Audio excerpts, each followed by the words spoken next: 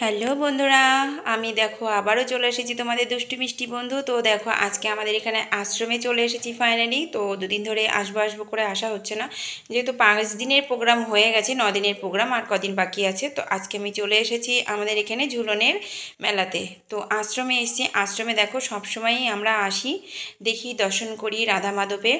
তো দেখো এখানে তোমার সুন্দর করে সাজিয়েছে, তো তোমাদের সাথে তুলে ধরলাম আজকে ঝুলনটা। তো তোমাদের কেমন লাগছে একটু কমেন্টে জানিও। তো রাধাকৃষ্ণর দর্শন করে নাও সবাই। তো এখানে বৃন্দাজি মাতা আছে, সবাই আছে এখানে। দেখো এখানে ঝুলন রাধাকৃষ্ণ দুলছে। তো এখানে আমিও তোমাদের সাথে একটু শেয়ার করার জন্য চলে এসেছি। তো দেখো আমার মেয়েও এসেছে, আমার একটা বন্ধু আর একটা বান্ধবী এসেছে। তো তোমাদের সাথে ওদেরকেও দেখা করাবো অবশ্যই।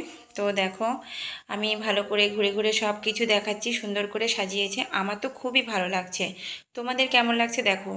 ঝুলন ঝুলন দুলছে, দোলে রায় কিশোরী একটা গান আছে না, ওই গানটা আমার ভীষণ করতে ইচ্ছা করছে। তো দেখো আমি সুন্দর করে ঘুরিয়ে ঘুরিয়ে তোমাদেরকে দেখালাম। তো লাইটিংও করেছে খুব সুন্দর, আর ওখানে পাঠ হচ্ছে। তো পাঠ হচ্ছে, তো পাঠ সবাই শুনছে। তো এই বছরটা একটু কেন লোকজন এত কম আমি বুঝতে পারছি না। কোনো হয়তো বৃষ্টির কারণেও হতে পারে, কোনো মানুষের সব দিন তো সব সময় সব বছর তো সমান যায় না। তো দেখো আমিও তোমাদের সাথে একটু তুলে ধরলাম। পাঠ হচ্ছে, সবাই পাঠ শুনছে। তো আমি বেশিক্ষণ থাকবো না, যেহেতু অনেকটা রাত্রেই গিয়েছি। আর আরতি দেখার ভীষণ ইচ্ছে ছিল, আরতিটা হয়ে গেছে। ওই আরতিটা আমি তোমাদের সামনে তুলে ধরার জন্য বলেছিলাম, তো সেটা তো হলো না। যাক, এ দেখো আমার বন্ধু আর এটা আমার বান্ধবী। ঠিক আছে, এটা আমার বন্ধু, ওটা বান্ধবী। তো ওরা এসেছে, ওদেরকে নিয়ে আসলাম। তো তোমাদের কেমন লাগছে একটু কমেন্টে জানিও, আর আমার পাশে থেকো, সঙ্গে থেকো। তো দেখো তোমরা দেখতে থাকো। এখানে পাঠ হচ্ছে, আজকে 9 দিন ধরে পাঠ হবে, যেহেতু 5 দিন হয়ে গেছে আর এখনও 4 দিন বাকি আছে। তো 4 দিনের মাঝখানে আমি একদিন যাব, যেয়ে তোমাদেরকে আমি আরতি করে দেখাবো। ঠিক আছে, যদি তোমাদের ভালো লাগে তো অবশ্যই আমি তোমাদেরকে নেক্সট ভিডিও নিয়ে আমি আবারও চলে আসব।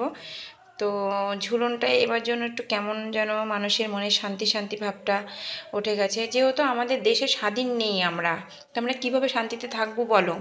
যেহেতু আমাদের দেশটাই স্বাধীন এখনও ঠিক মতন হতেই পারো না। দেশ স্বাধীন করে গেছে ঠিকই আছে, কিন্তু মানুষকে দেশ স্বাধীনের মতন আমরা থাকতে পারছি না। আমরা মেয়েরা, বউরা, আমরা মায়েরা কোনো মতেই আমরা নিশ্চিন্তে কোনো কিছু করতে পারছি না। ওই জন্য হয়তো অনেকে ঘর থেকেও বেরোচ্ছে না ভয়ে। এমন একটা পরিস্থিতি, জীবনে দাঙ্গা ঘটে গেল। এই দাঙ্গাটা না প্রত্যেকটা মায়েদের, বাচ্চাদের, মেয়েদের বিশেষ করে মনে ঢুকে গেছে। তো যাই হোক, এই কথা নিয়ে আমি এই ঠাকুরের সামনে আর কিছু আলোচনা করতে চাই না। যাই হোক, তবে একটা কথাই বলতে চাই, এর প্রতিবাদ করো ভগবান, এর প্রতিবাদ করো। তো যাই হোক, দেখো খুব সুন্দর করে সাজিয়ে তো তোমাদের সাথে আমি তুলে ধরলাম সব কিছুই।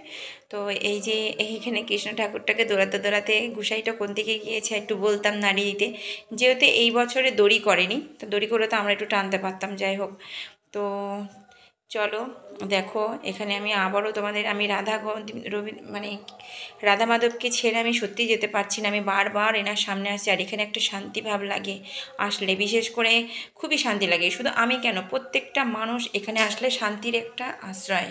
শান্তি তো শান্তি, শান্তি, ভগবান যেখানে আছে সেখানে শান্তি।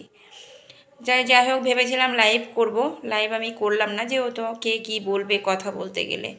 যেহেতু পাঠ হচ্ছে, সবাই পাঠ শুনবে, কথা বললে বকাবকি করবে, ওই জন্য লাইভ খুলিনি। তো দেখো আমি তোমাদের সাথে শেয়ার করেই দিলাম। তো তোমাদের যদি ভালো লাগে একটু লাইক কমেন্ট শেয়ার করে দিও, পাশে থেকো, সঙ্গে থেকো। তো এই গোসাইটা দেখো দোল দিচ্ছে আর এদিক ওদিক তাকিয়ে দেখছে। তো যাই হোক, তো আমি দেখো বাইরের দিকে যাব, এখন ওরা দাঁড়িয়ে আছে এখানে, ওরা ভিডিওগুলো লাইভ করছে, ওরা লাইভ করছে। তো আমি ভেবেছিলাম লাইভ করব। তো যাই হোক, সবাই ভিডিও করছে, আমিও একটু করলাম। তো দেখো এখানে মন্দিরটা অনেক পুরনো, আমার বিয়ের আগের থেকেই মন্দিরটা। তো আমি বিয়ে হয়ে এসে এখানে প্রণাম করতে এসেছি বিয়ের দিন পরে, যখন আমাকে শ্বশুরবাড়িতে নিয়ে আসা হয় প্রথম, বর যখন আমাকে বিয়ে করে নিয়ে আসে, তখন আরও এত এত হাইফাই ছিল না মন্দিরটা, আর একটু ছোট ছিল। তো এখন আস্তে আস্তে যেন দিন দিন খুবই সুন্দর হচ্ছে, খুবই বড় হচ্ছে মন্দিরটা। আর আমাদের এখানে 3টে আশ্রম আছে, যাই হোক আমি আর দুটোতে আমি যাইনি, একটাতেই গিয়েছি।